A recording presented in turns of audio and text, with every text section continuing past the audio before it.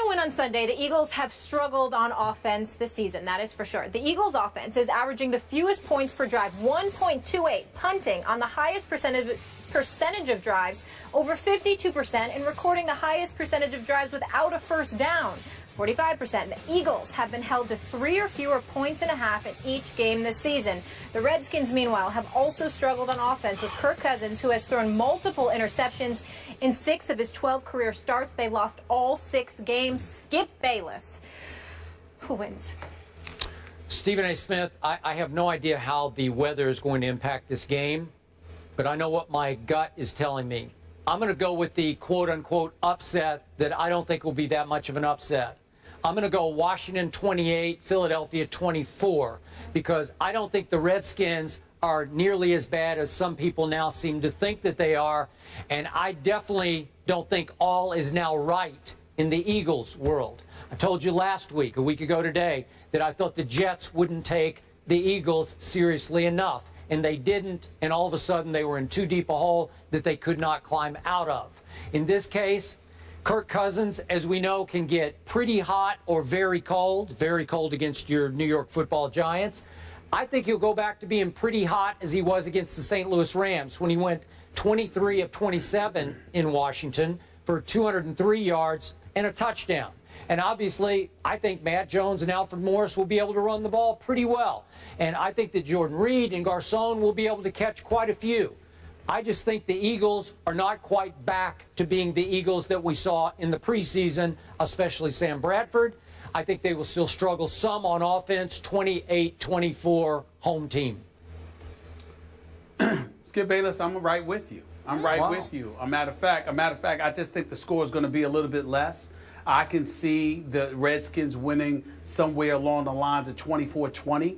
But I do believe they will win this game. You got to remember that the Eagles have one of the 3rd worst yard differentials in the game. I think it's like at about 221, whereas the Redskins have the best yard differential in the NFL at about plus 283. And I think when you look at it from that perspective, they're accumulating yardage, they're moving the chains, they're making things happen, whereas the Eagles, as I have consistently said this week, have been held scoreless in 7 of the first 12 quarters of this NFL season for themselves. I look at it that I take into account inclement weather. When you've got inclement weather, that goes to the home to the team with the best running game. And obviously right now that's Alfred Morris with Matt Jones. We also have to look at it from the perspective that in terms of offensive schemes and how your offensive line is playing and progressing, that's also going to help the Redskins. Then last but not least, you have to take into account the fact that the Redskins playing the Giants on a Thursday night are at a decided advantage because that additional few days to protect some of the awkward schemes that Chip Kelly may throw your way, I think that also works in the Redskins' advantage. I'm picking them to win this game 24-20. Now I'm a little worried about my pick. Both of you going Washington, and I'm against you again. I'm going Eagles. You're going Eagles. Chip Kelly on that defense. Oh, now I feel better after about the my Jets. Whatever. I'm not a jinx. When are you going to realize this? Good luck. Jeez, people. Adrian Peterson versus Peyton Manning. Who shows out? We'll break down Vikings, Broncos, and pick that game coming up. Joining us now on the phone is Cowboys corner Orlando Scandrick. Orlando is currently rehabbing from the knee injury he suffered late in training camp. Since 2013, he's led all Dallas defensive backs in interceptions and sacks. Orlando, thank you so much for joining us. Man, thanks for having me. I'm sorry I couldn't be there with you guys today in person, in the flesh. It's okay. What happened? What happened? What's the deal? Just rehabbing. I'm just trying to, do whatever I can to recover and regain the form that I was in before I got injured. All right, understood. I guess that's a little more important. But let's get into it. So your boys lost last week at home to the Falcons. Julio Jones had only 3 catches in the first half, and then he went off in the second with 9 catches for 137 yards, 2 TDs. Orlando, what happened to your Cowboys defense last Sunday? I think we just let it get away from us. I think we kind of had some technical errors, but you know what happens. That game's behind us. The boys are looking forward to this Sunday, and I'm looking forward to watching them.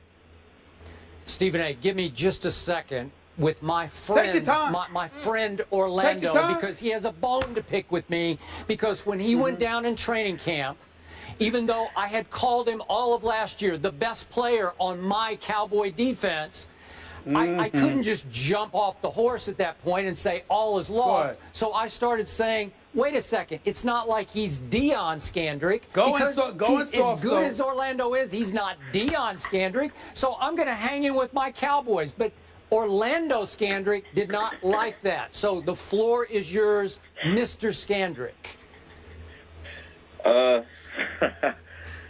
Skip, I ain't too upset with you, but I mean, thank you.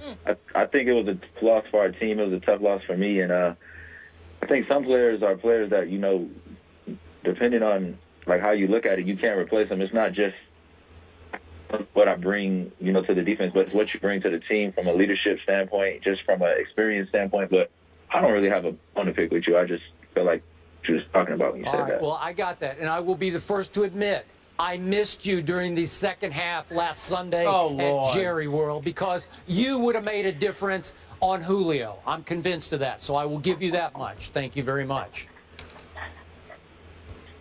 No, thank you. Go ahead, Stephen A. Well, I don't know why y'all want me to be a part of this. It ain't even an interview, as far as I'm concerned. It's just a love fest with all of you Cowboys. Look, Orlando Scandrick, you can play. You're a friend of the show. You know I got love for you, bro. But I have no love for your team. I think y'all are average, even though you've got elite talent. Somehow, some way, something will happen to get in the way. I'm sad, very much so, in all seriousness, that you got hurt. And I don't root against you individually, and neither my boy Dez, because I love me some Dez Bryant. But I just have a problem with the Dallas Cowboys always walking around like you're champions instead of a team that hasn't won a Super Bowl in 20 years. Do you have a problem, or do y'all have a problem with me having that attitude? Not at all. I mean, you got the right to have that attitude. We haven't won anything, and I think that we're striving for excellence. And every day we're trying to get better around here and trying to reach perfection. And I understand people feel like we haven't won in a long time, but as an athlete and as a player, you know, part of the Dallas Cowboys, we try to just envision things. You got to envision those things so they can come true. So, of course, we're going to walk around every day and carry ourselves like we're champions because that's what we're striving to be. So, Orlando, as a team leader, tell me how much concern you have about Brandon Weeden playing quarterback at New Orleans this Sunday night.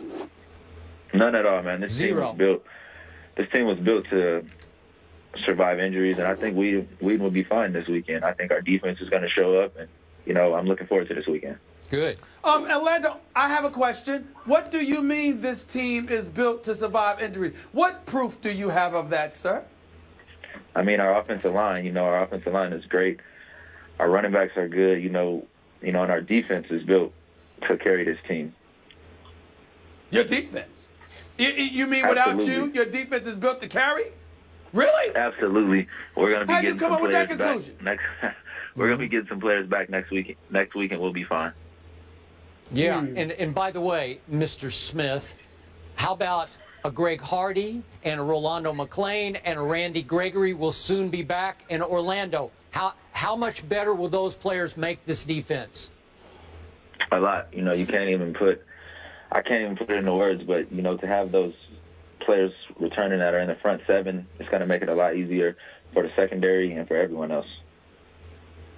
How much do you feel you guys owe the fan base of the Dallas Cowboys, considering that you are America's team, unquestionably the most popular franchise in all of the NFL, yet it has been so long since the championship has come to Big D during the football season?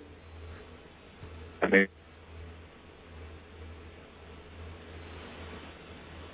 lose him? Hello? Hello? I think we might have lost Orlando.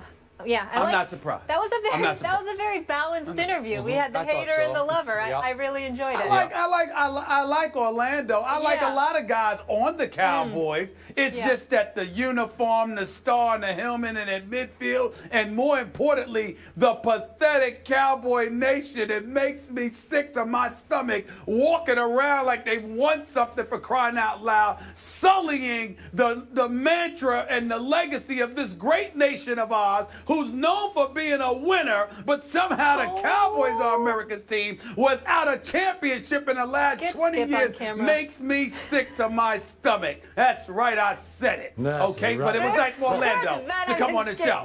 Right now. I got nothing but love for Orlando. And my man Dez, I mean, no, I ain't talking about you, Dez. I ain't talking about you. You know what? How's Joseph Randall doing, by the way? Wait, the guy who touched the ball the first 3 times and nearly scored all 3 times? That guy? You know what's going on here? Beneath all that bluster that you just heard from that man, beneath all that bloviation is nothing but fear. Because he knows that as I get all my players back on defense, and then pretty soon I'm going to get Dez back, and I'm going to get little Tony Romo back, and you know and I know, Super Bowl, here we come. You know it and I know it, and you are scared to death of it. Hey, Skip, say those names again, because you said those names and then said if they, when they get back, you're assuming they're going to stay back. You sure? They will stay back. Are you sure? Yeah. They'll stay back, stay in your psyche, and they will haunt you from about December on. Well, I can't wait. Forget Psycho Tom. I just saw a little Psycho Skip come out. That's We right. gotta go to break. Seriously, I hope they're around. I hope they're around. Orlando, thank you for joining us. We wish you a speedy recovery as well. Orlando, not Deion Scandrick. There's a hurricane. He's out of control today. Yes, he is. Headed towards the East Coast this weekend, but as of right now, Philly and Washington are still scheduled to play Sunday. We'll discuss that after the break. Stephen A.'s having a good old time.